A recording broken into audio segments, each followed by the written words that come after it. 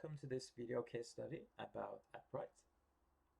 For the people that don't know, Appwrite is an open source backend service that can be self-hosted on your local machine.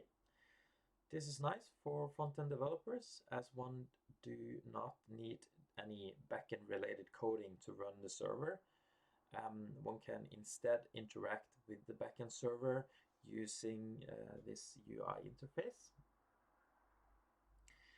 Appwrite can be used both for web and mobile, and it got all the core features to process different client requests, such as, if we scroll down here,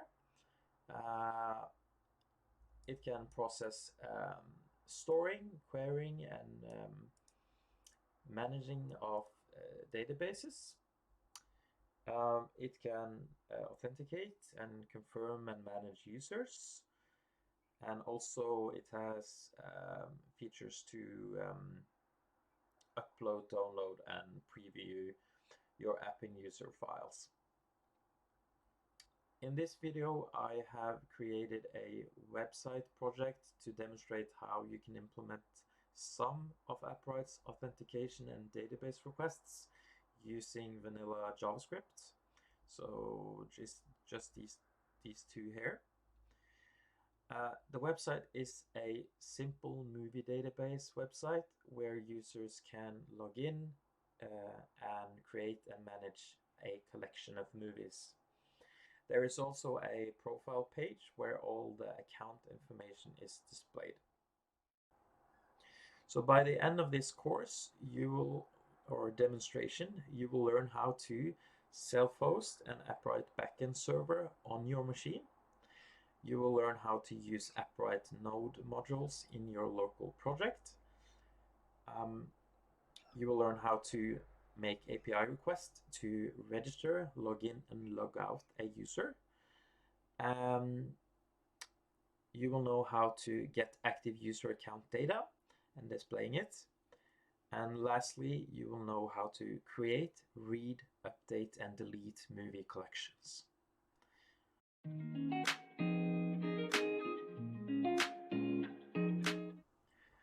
Okay, so to install the Appwrite backend server, you need to install an application called Docker.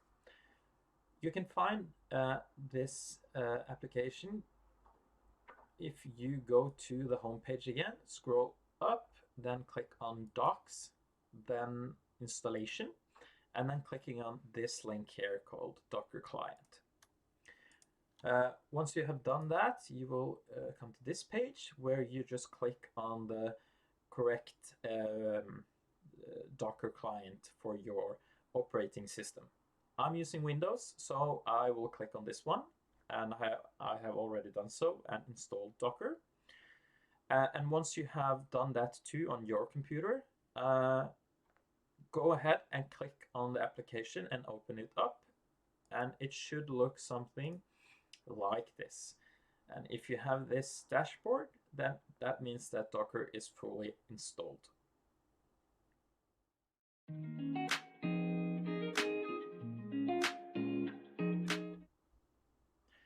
Once you have Docker installed, you can go back to the documentation and then scroll down a little bit here, and you will find these scripts here. So Docker is the platform where you install and run Appwrite. And that means that you need a script to install Appwrite.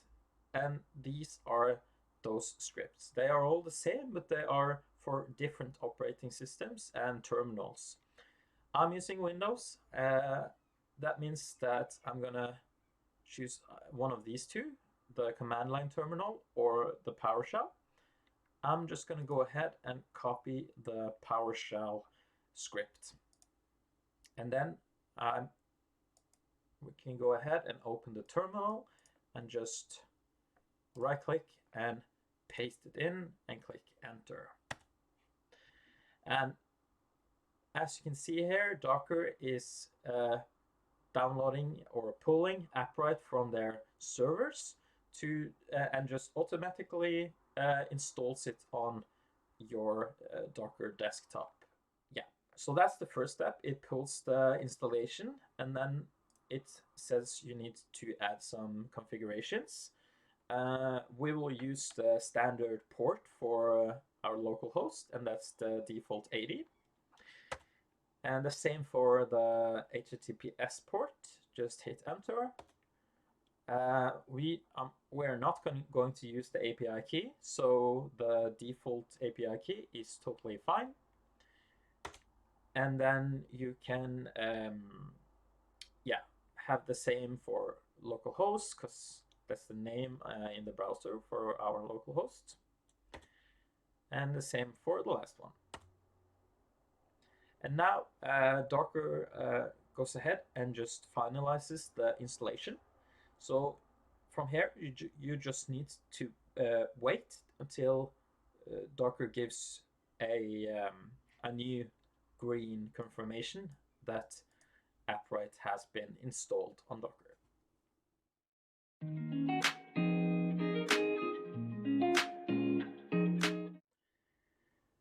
And as you can see, Appwrite is finished installing.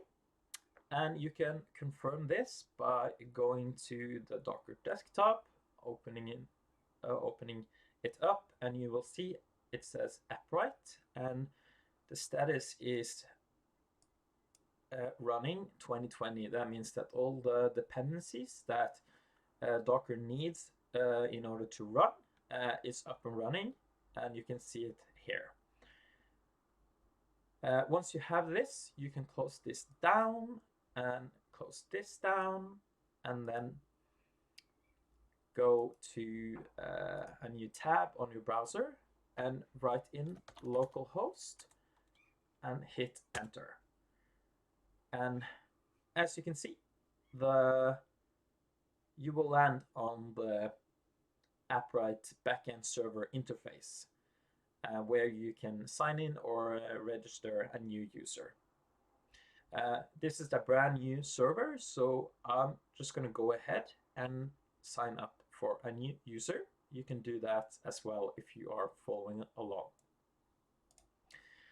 My user is demo user, and then I'm just gonna add my email and hit sign up. And the first thing you will get here is Appwrite is asking you to create a project. Our project here is watch this, and you can just create project. If you want, you can add a custom project ID, but this one is generated automatically if it's blank. So we are not going to touch that, and just hit create project. And here we go. We are inside our backend UI interface, where we can start making changes.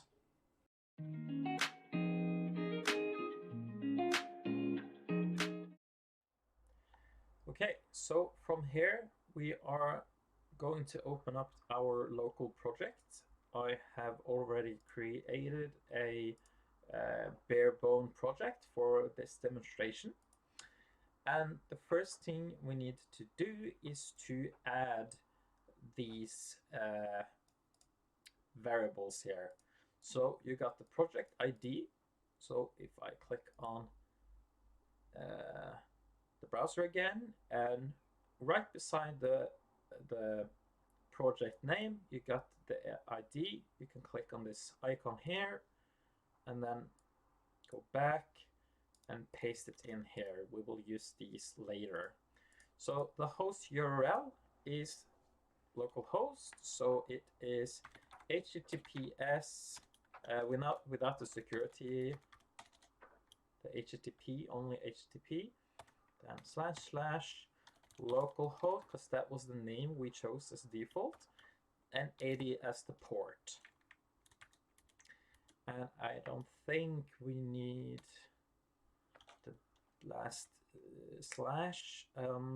Yeah, we're just gonna stick to port 80 here, and then you have the API version, that's version 1. You will see that later when we go through and make the requests. And then you have the database ID. So we'll go ahead and create the database by clicking on the database option here, then create database. And we will call it movie database. And movie database, and then this one we will leave blank for randomly generated ID. Click create, and as you can see, the database is created, and it has given us an ID. So copy that one, go back to project, add it under database ID, and then we need a collection. So we go back again, click the same thing here as creating a database. You just need to create a collection. Call it movies or movie collection. And then leave everything blank here. And there we go. We have a collection and a ID to represent the collection. We will copy that one, go back and add it, and click save.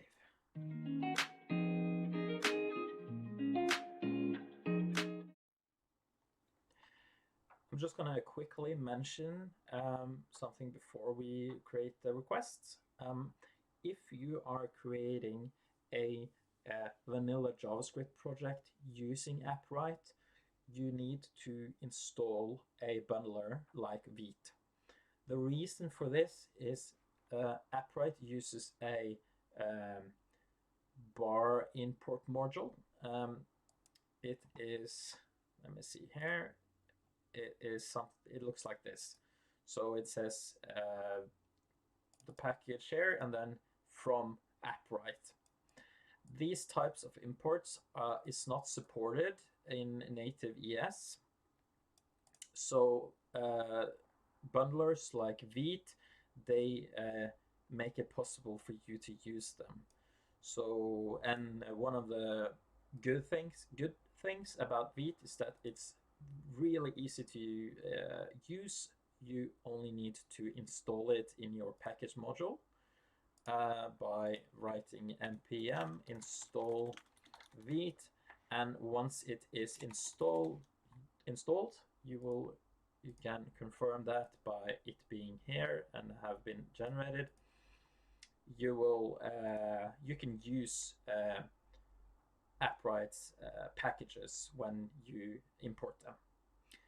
And just also remember, if you use Vite, add this script here to the npm package, because that's the one you use when you want to open up the live server. So you do that by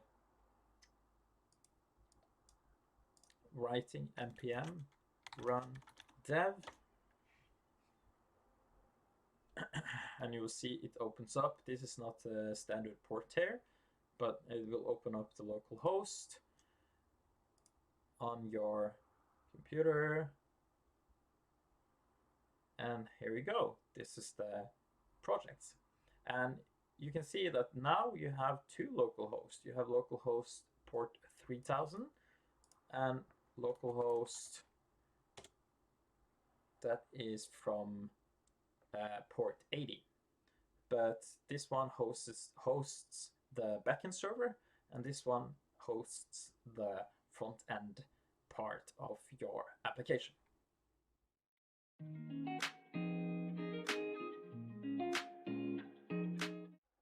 Great. Let's go ahead and make a API request. But before we can do so, we need to set up the bare bones structure to make one. Here is a reference on how you can use web SDKs that Appwrite have made to do a request. It is using different classes.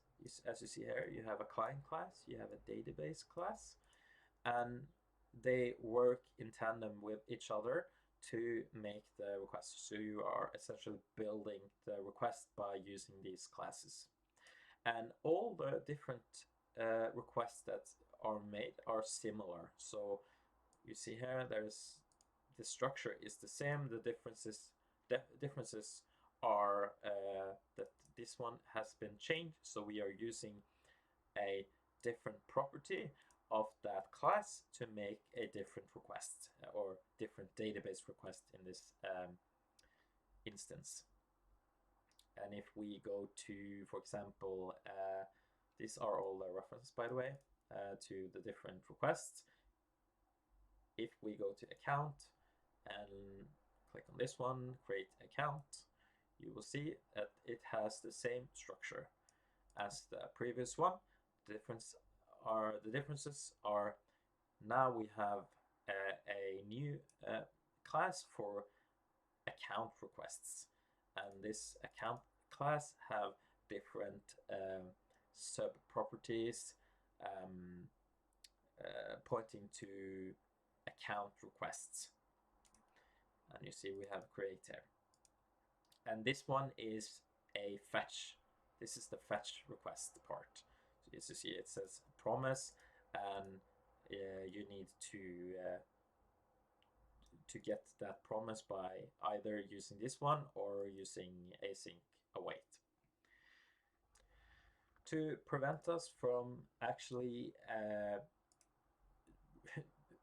adding these classes to each request, meaning we will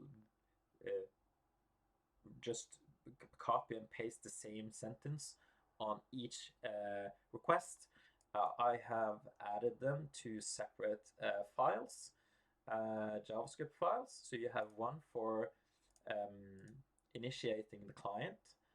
We made the constants here, so it's super simple. You just add the host name or host URL, and then the version, and then the project ID to the client here in one sentence, and then you return it. So the only thing we need to do when creating requests is just to call this this function, and you can get that variable to build your request. And the same thing applies for account here and databases.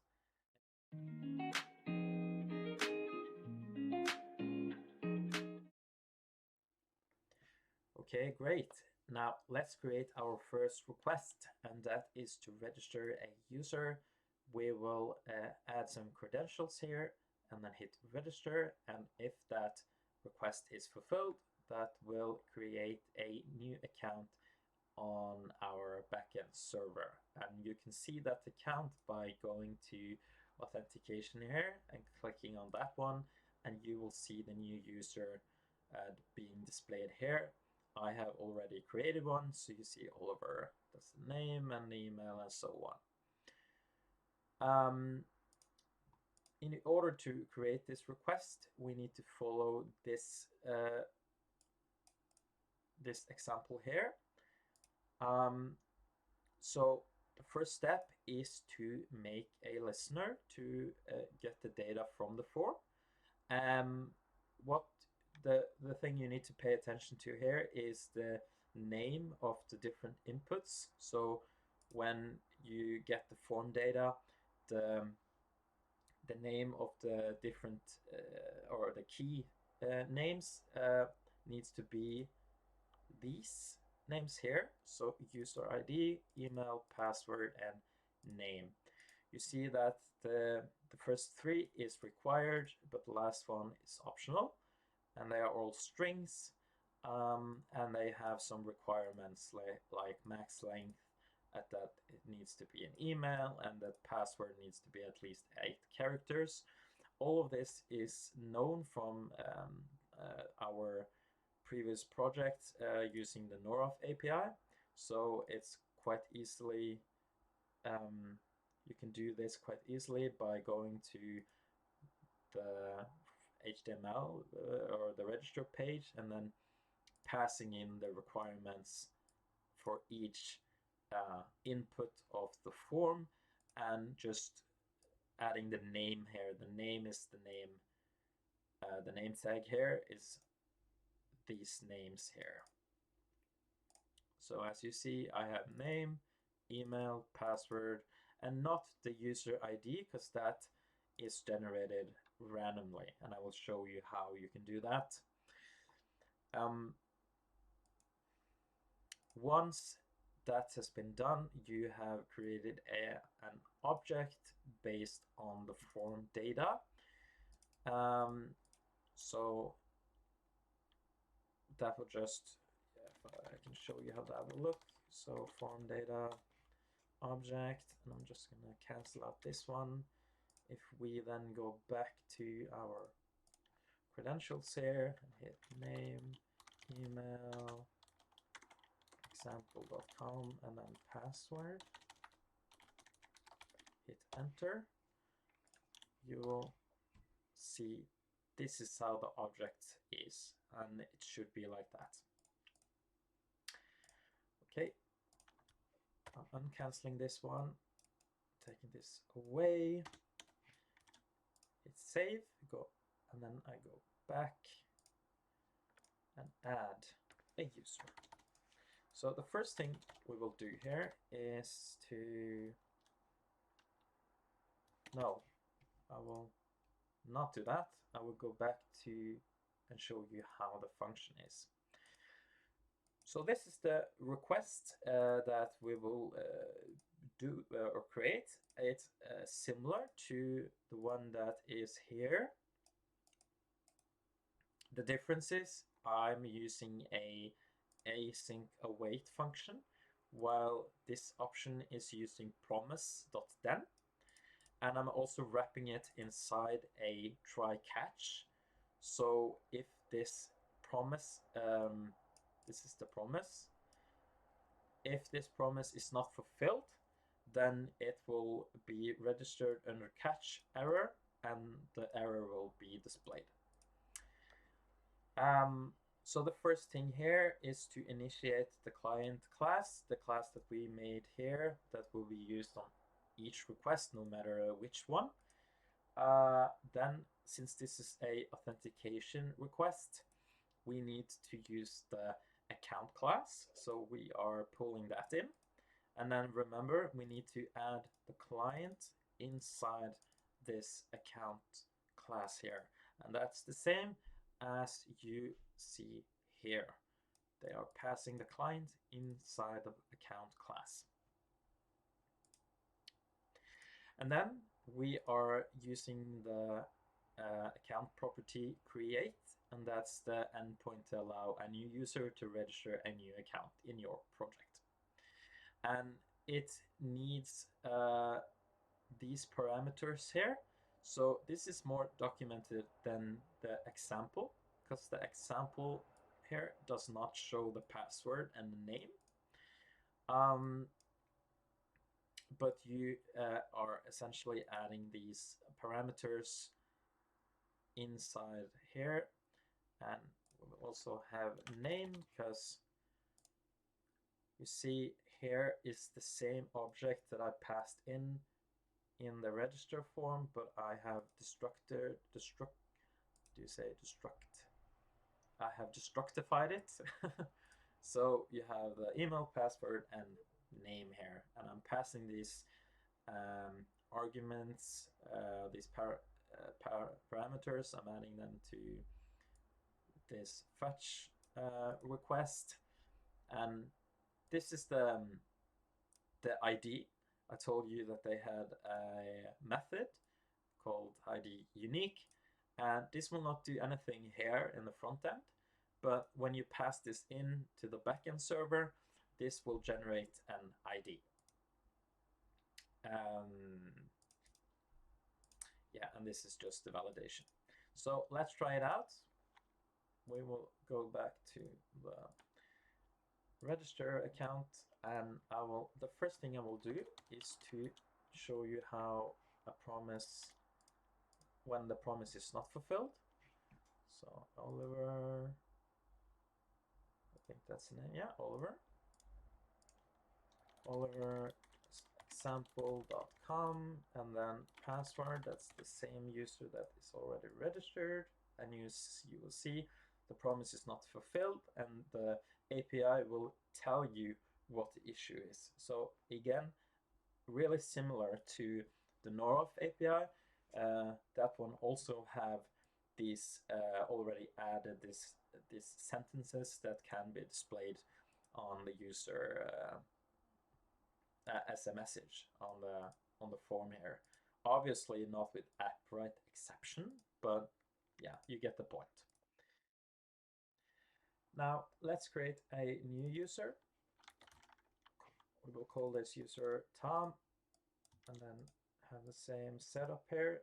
Password is password, and hit register. And you will see, hey Tom, welcome to watch this. And we will be redirected to the login page. And if we then go to auth here and hit refresh, you will see Tom is listed here. Super good interface, and it's quite simple to do this request.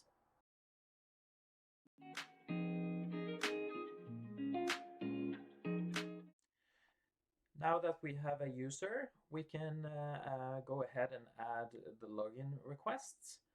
I have already added that, and you will see that it's quite the same as the register function.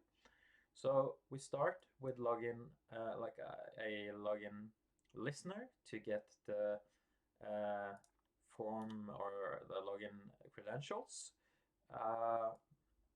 Again, creating a object with all the form data, and we need to go back to the documents and then go to create email session. So that's the name that they have chosen for creating a login session. And here the main differences from the register one is that now we need to use create email session, and for inputs it is required to add both of them, and they should be strings. The email should be email, and the password must be at least 8 characters. That has already been added to the form here. As you see, email, password, and I have actually not added min length 8, like that. That's the at least 8 characters. Yeah, nice. And they should both be required. That one and that one. Okay, so now that that is done, we can go in and use one of our users here, and I'm going to choose Oliver.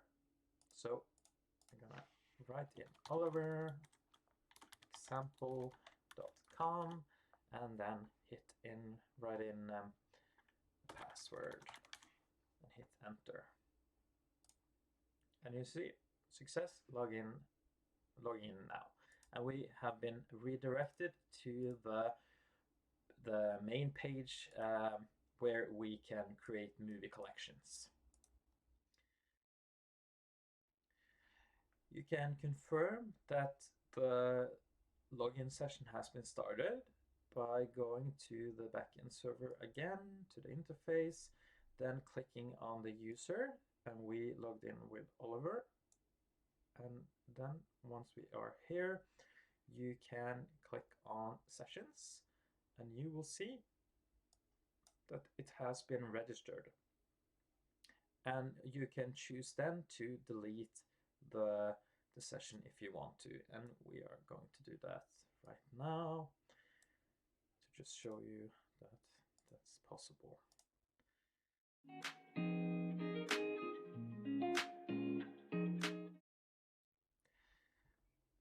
The next step is to add a logout request, and you can do that by having this set up. So we will first, as the register and login, we will create a listener.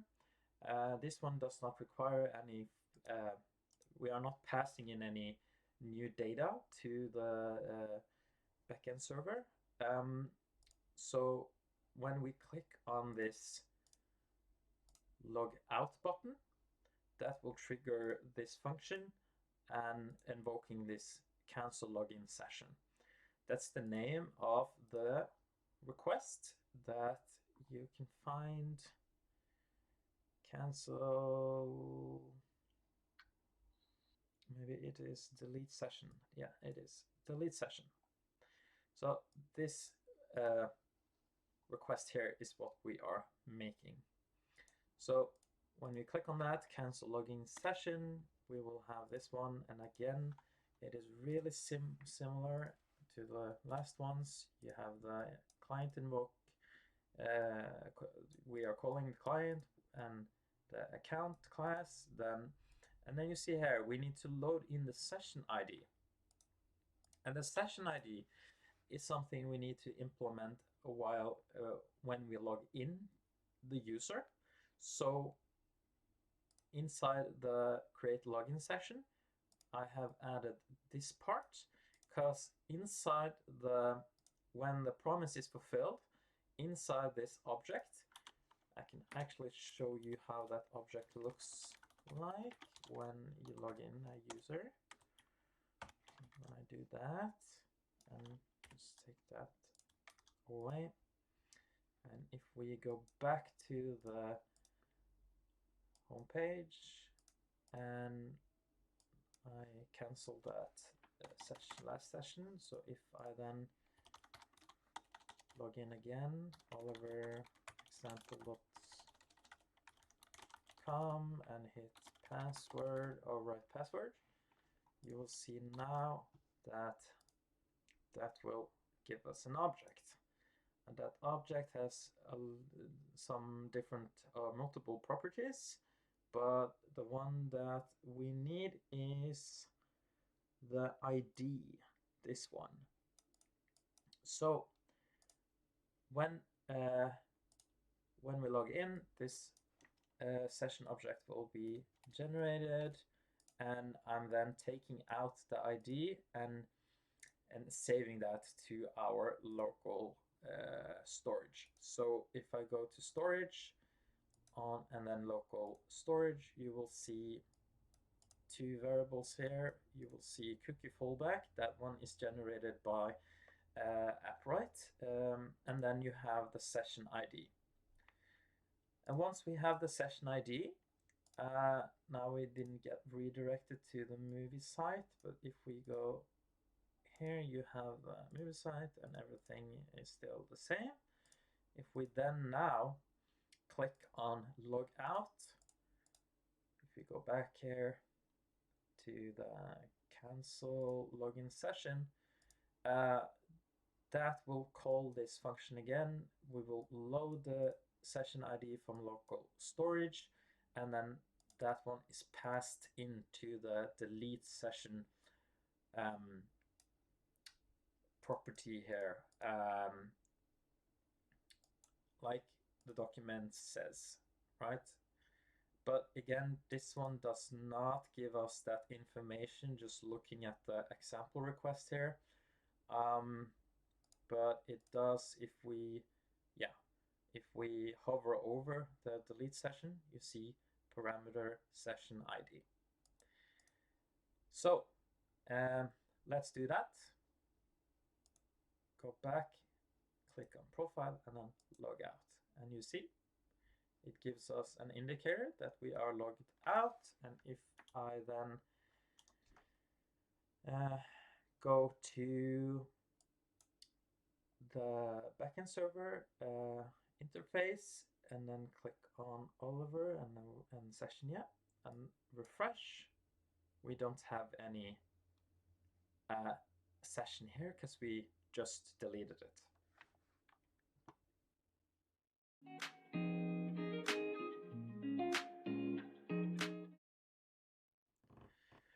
We're now done with the main authentication requests. So we can now log in, register, and log out the user. So the next step now is to populate the profile page. So the first step is to invoking it on the main.js file like that. So when we are at this location, profile.html, this function will get invoked. Then we will initiate the client, then initiate the account, because this request is under the account class. We will add the property get. So this property does not need any like arguments or parameters to work. You just add the property like that. When the promise is fulfilled, you will get an active account object. And this active account object, I will show you how that looks. If we then log into our user, and now go in profile, then click on settings, that object looks like this. So you will then have all the main properties of the user that is currently logged in. And what I'm doing with this is to get this result is to just add that object into my UI function to display profile data, and I have destructified it, getting these properties here from the object, then creating some elements here and just adding it in. I also used some DOM parser here because I'm combining email and email status. So the email verification is just a boolean, so it's true or false. So what I did there was that I created a new function called email verification status, and the whole idea with that is if the email verification is false, then it will return this span tag, and that span tag will then be returned either verified or not verified inside this variable, and I'm then adding this variable here. The reason I'm using DOM parser to combine these two is and not just create element is I had issues combining them inside each other, right? Because here you can add everything as a string, and the DOM parser will then make elements and child elements of this information. Okay, so and then I'm just appending these child elements inside the profile data element container, and that gives me this result right there.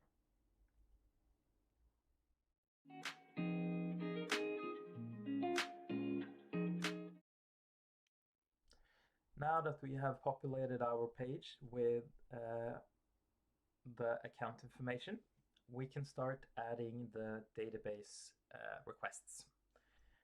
And the first request we are going to add or feature is to add movies to the database. Each movie that we make is one document.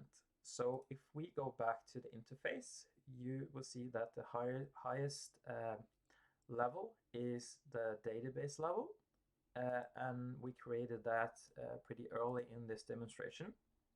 And if we click on that one, you will see that the next level is collections. So you can have several collections here, but we only have one called movie collection.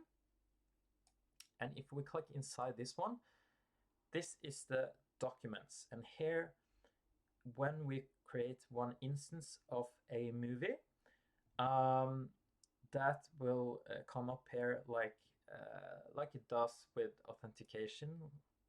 You have this table with the different movies that has been added. And so the first step to do so, to create a document, is to add the attributes. So the attributes is essentially the rules that the form needs to follow. It's the attributes that needs to be added in order to make a document. So we are going to do that now. Just click on Create Attribute. Then the first one we will have is a title. So we will create title or add title here, and the size is 100 words or characters, and then I want that one to be required. And create. And there we go. We have the first attribute. And then we will add a integer. So we have, if you see here, you see different data types, and most of these are familiar to us at Noroff. You have email, datetime, boolean, float for I think it's number decimals. I haven't used it. I have only used integer, that is number, and then string. But we want to have year for movie year, so we are going to create a integer, then call it year, and we will have a minimum of 20.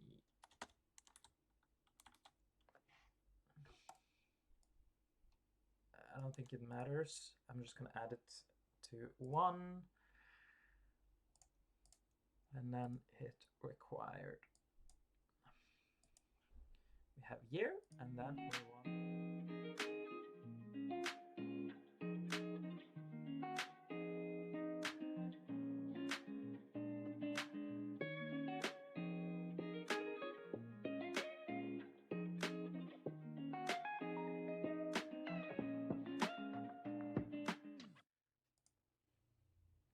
and required. And we are done. That's the shell that we need to follow to make a document, and that is the next step we are going to do.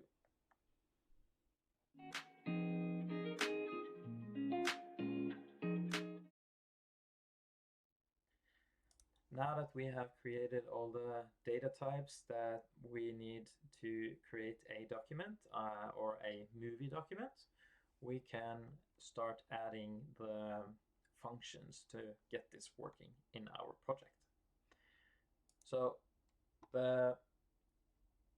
what I have added here is a add movie function. Again, this one is simply getting the data from our form, and our form is this one. So when I click on add movies, you get this form here, and as you can see, if I pull up the attributes, these are the same. So you have the title, the year, the genre, the description, and then the cover URL. It is, again, really important that these names here are the same on each input. So if we go to the movie collection page and then look at the modal, you will see that these names are matching the attributes. If you're making like a checkbox, the option like I have in my form, just the name here needs to be the same for each of these checkboxes, so that you only get one selection when you click on these options there. And you have description and cover, the same thing, right? The name is what is written in the attribute. Now that we know that HTML is as we want it to be, we can go to this function called add movies again, and here you will see that this is similar to the other listeners that we have made. We are pulling out the form data, creating a object with the form data, but the difference is here is that we are creating a JSON object, and this is because there is a requirement to do so. If we go to the documentation under create document, you will see that it is required to have database ID, collection, document, and the data should be a JSON object. So add that one, and then I'm pasting in that object here to this function called create movie document, and that gets called when we click on the create here.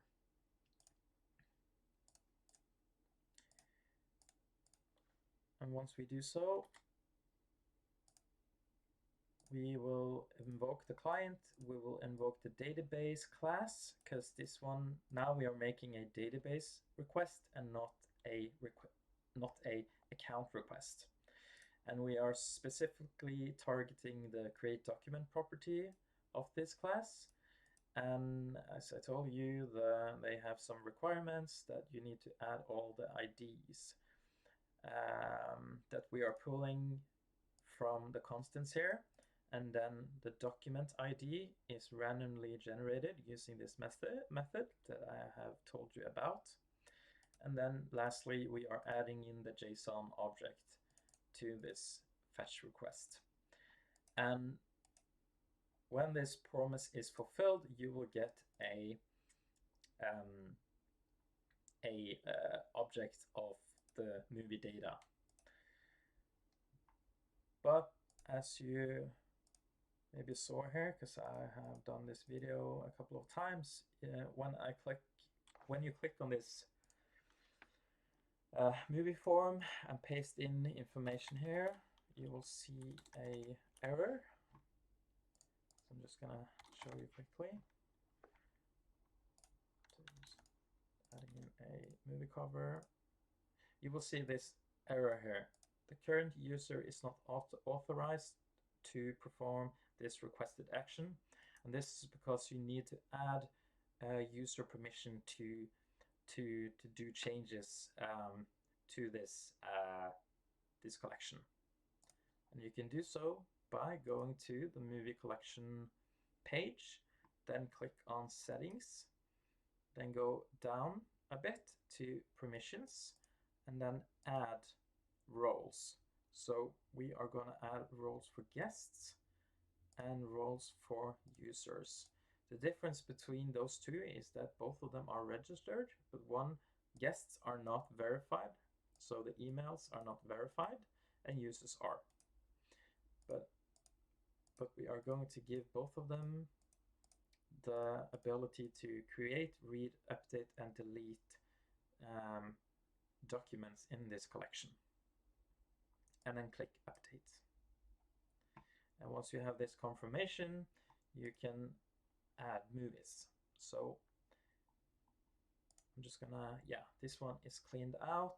So we will add this movie here called Sweet Tooth. I have already added the movie cover because we are borrowing the the image here by using the URL. I'm gonna add in the title. The year is 2023, and it's a sci-fi movie. And I'm going to also borrow the description, and we are going to create this movie. There we go. Movie has been added. It's not refreshing because I canceled that part out in the function. But if I refresh, I'm not going to refresh actually. I'm going to show you that the object here has been delivered since the promise has been fulfilled. And you will see this is the confirmation. This is essentially the same as the Noroff API. It gives you the data that you just created, along with when it was updated and the ID, the permissions, yeah, and so on.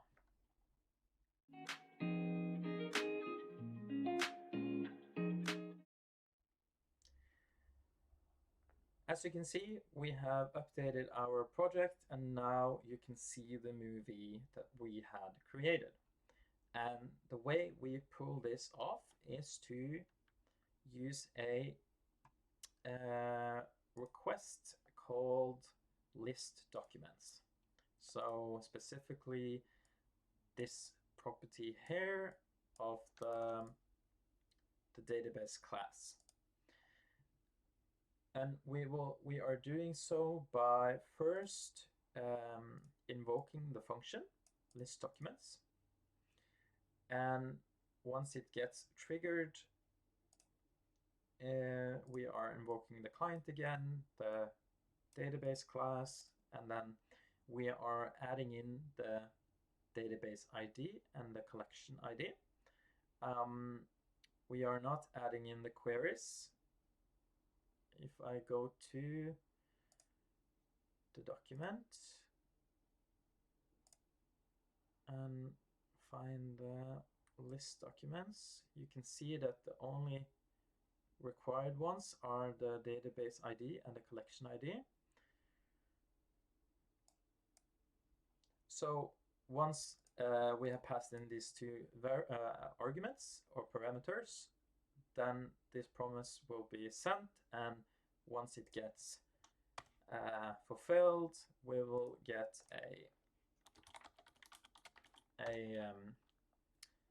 a list of objects that are documents of movies that we have created. So if I do this, click, hit enter and save, we can go back to our home page, and then you will see here under consoles we have one object, total of 1, because we only have one document or movie added, and there is a property here called documents, and that documents property have an array of all the movies that we have created. So once that has been given to us through the fetch request here, I'm destructing it and getting the documents property, and I'm feeding this function here, display movie collections, with that variable. And once again, I'm not destructing it. That is a movie array that I'm just looping inside this for each loop. Yeah, so title, genre, year, description, movie cover, and ID, they're all displayed here. And yeah, this is the same as the one with profile account data. I'm just creating different elements and using DOM parser, and then at last I'm just appending all the child elements to the card that is again displayed under movie collection container, so resulting in this display here. When we now add a movie, I'm gonna create a horror movie. So Scream, just gonna copy that, add that here, and the year is 2023, and it's horror movie, and the description is this. And I'm gonna borrow the image once again, copy and paste it in, and then create. And now it will refresh, and you will see both of the movies here. And to confirm that they are in the database, we can go to the documents, the Appwrite interface, and then hit refresh, and you will see both Sweet Tooth and Scream here.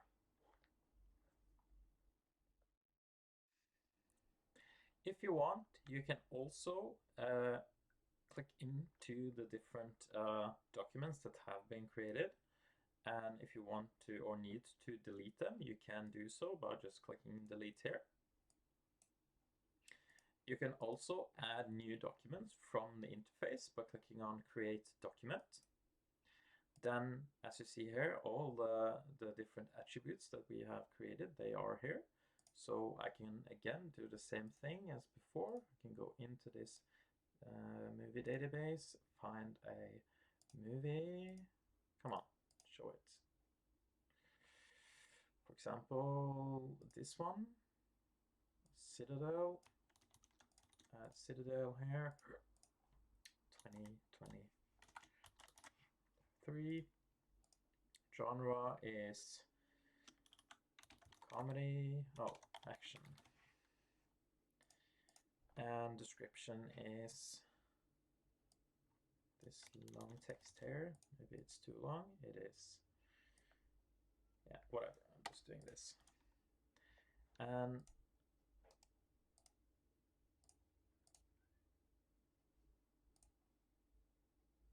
I'm getting the image cover and creating, clicking on next, and then create. Yeah, and there we go. There is the document we created. And if we go here again and clicking on refresh, you will see Citadel instead of Scream.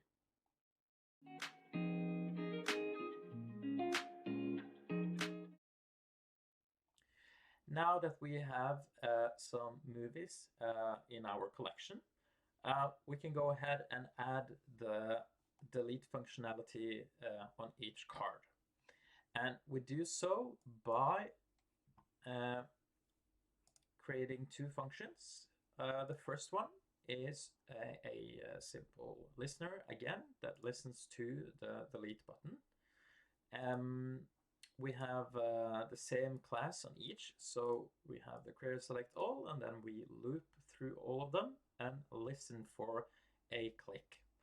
And when we click on the button here, it will look for the card element. So we are going 2 layers up to the uppermost parent element, and that is the card in itself. And that card has an idea. I always say idea. I mean ID. And that is the one we need for this API request. So we are adding it here, and then we have the validation class, and that's just for displaying the message. It doesn't have anything to do with the request in itself. And once we click on delete, we will invoke this, and again, this is the same as before, but now we have delete document here. And that one needs the ID of the database, the collection ID, and the document ID. And lastly, no, not lastly. So the document ID is the one we passed in from the last function. if we then go to the documentation and find the delete document function request, we will see that they are all required. Yeah, and it's quite simple. Once this is up and running, we send a promise or we send a fetch request, and if the promise is fulfilled, you will actually get you will not get any feedback except a blank object. I don't know why they have done it like that. I'm not sure. It doesn't give any information, but the movie is deleted. So I will show you what I mean here. So if I click on this one, delete Sweet Tooth, you will see this blank message. Actually, let's do that one more time. I'm gonna cancel out the location reload so that you can see the message once more. And when I click delete, you will see the object here. There is no particular information here about what this object is, only that this indicates that the document have been deleted. If I reload, everything is gone here now.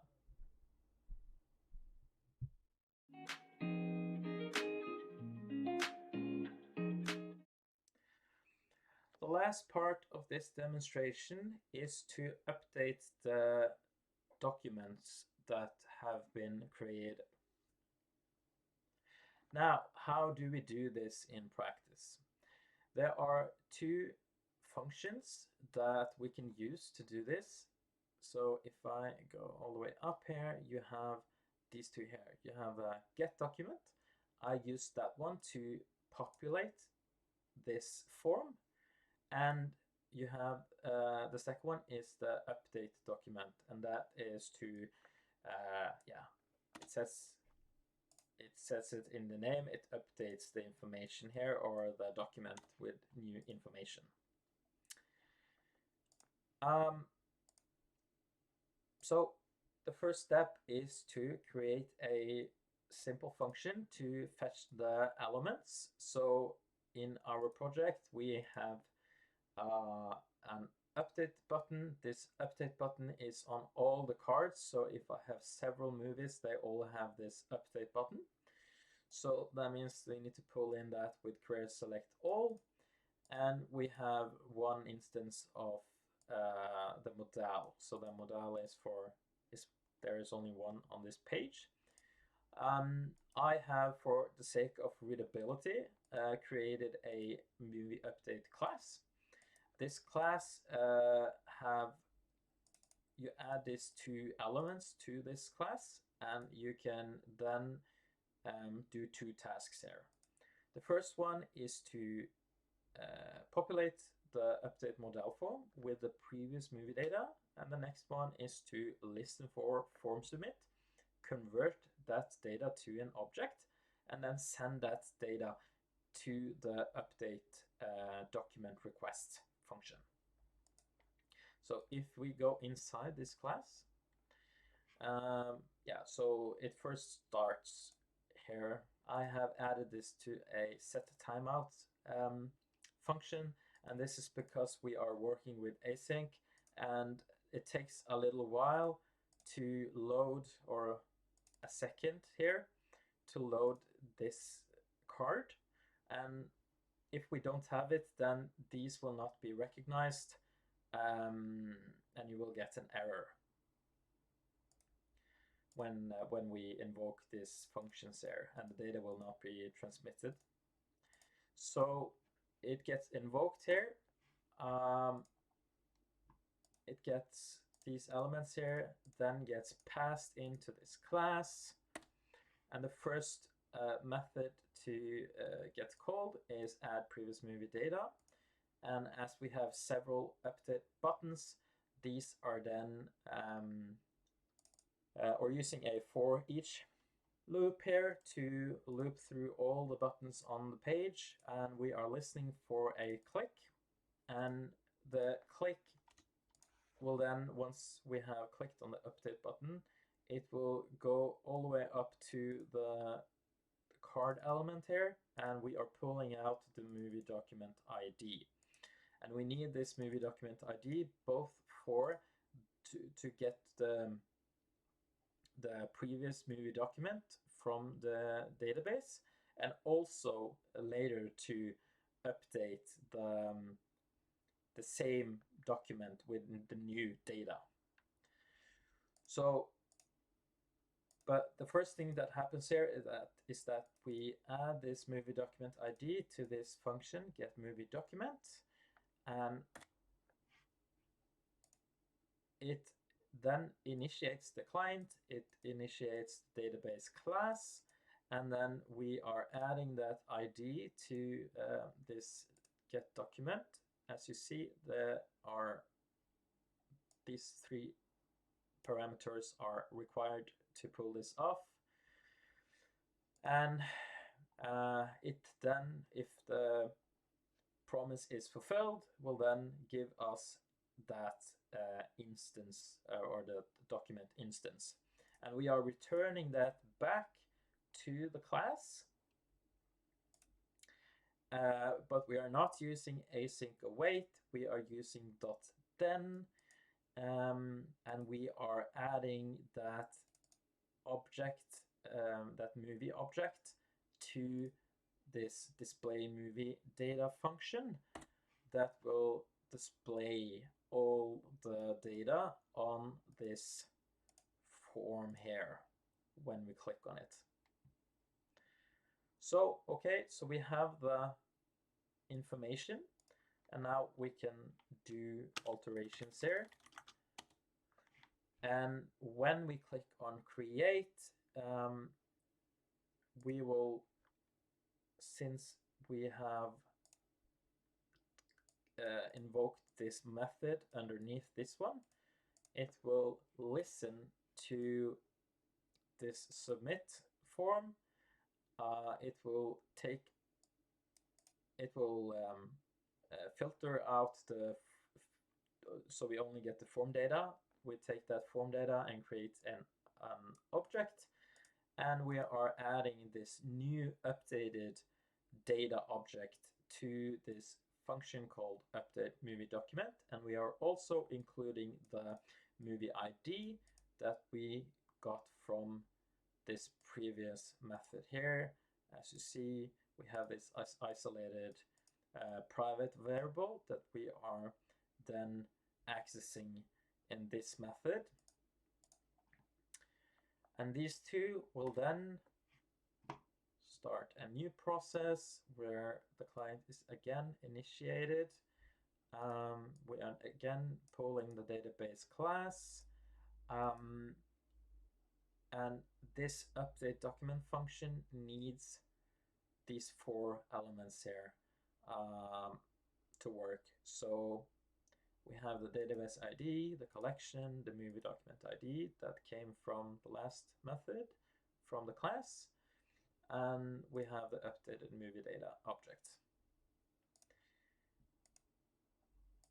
And if we then cancel out the reload and go back and hit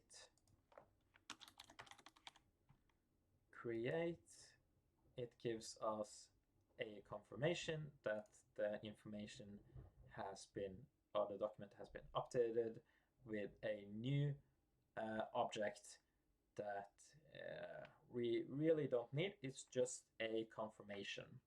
And you can see this also by going back to the interface and clicking on reload, and you will see that the data has been updated here. And that is it, really. We are at the end of our demonstration on how to use Appwrite. Thank you for watching.